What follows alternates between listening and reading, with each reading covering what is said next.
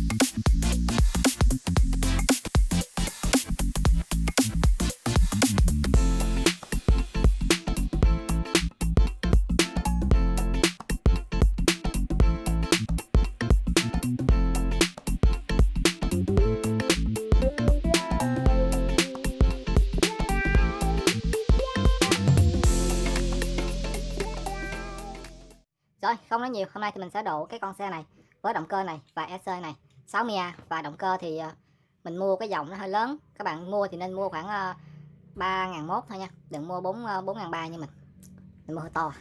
Evo thì lúc nãy cho các bạn thấy rồi, full nhông đồng nha, rất là tốt. Con này kéo được khoảng là chỉ có tầm đâu đó là có 3,3 kg thôi à. Nhưng mà 3,3 kg mình nghĩ chắc cũng đủ xài. Anh em nào muốn tốt hơn thì mua con khoảng 12 kg. Một cục pin, pin 2S thôi các bạn, tản nhiệt. RX của con GT3B và cái GT3B. Rồi, giờ mình sẽ nâng cấp nó lên nha.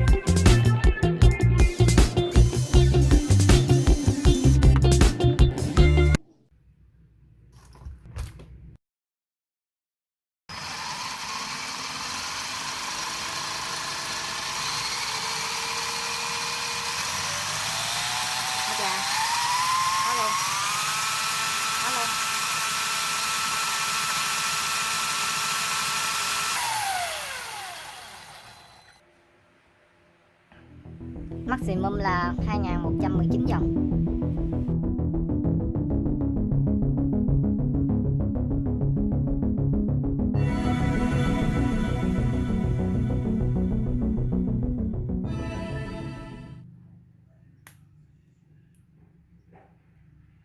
Nhỏ vải chưởng luôn các bạn.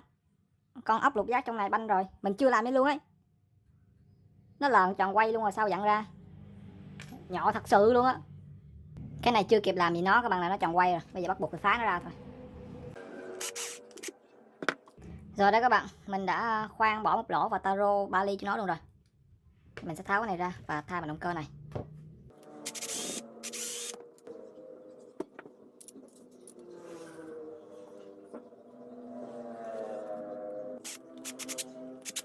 Ok, mình mới vừa taro con này thành 14 luôn các bạn.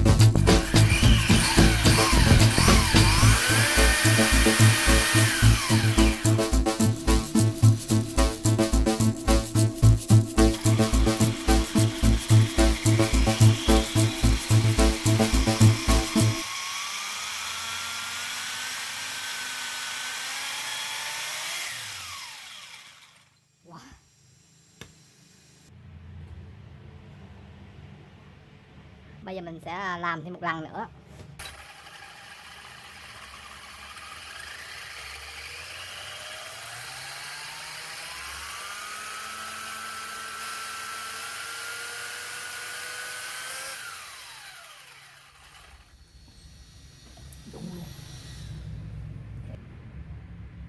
Sáu 66.000 vòng và chưa mát tốc độ các bạn.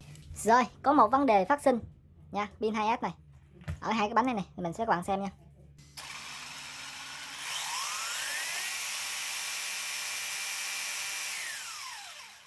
Pin 2S thì không có vấn đề gì, nhưng mà khi đến pin 3S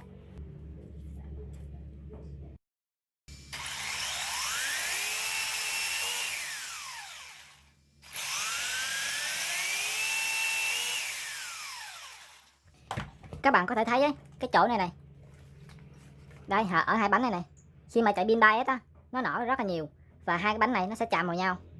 Đây, bánh này ở bánh này, khoảng cách này nó không đủ các bạn, cho nên thì mình sẽ hy sinh cái cầu sau này, tháo cầu sau này ra. Chúng ta chỉ sử dụng ở trước và cầu sau này thôi, chúng ta sẽ bỏ đi một cầu.